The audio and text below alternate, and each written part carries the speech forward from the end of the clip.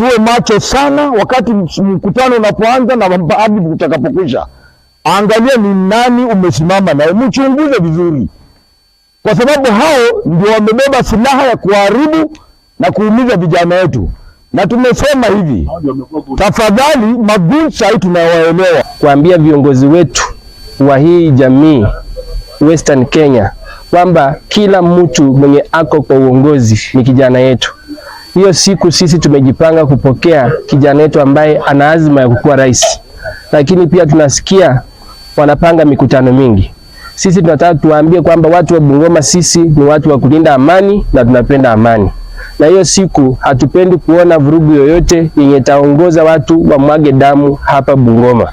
So we want to call upon leaders to exercise political tolerance na wakuwe na sobriety in their decisions.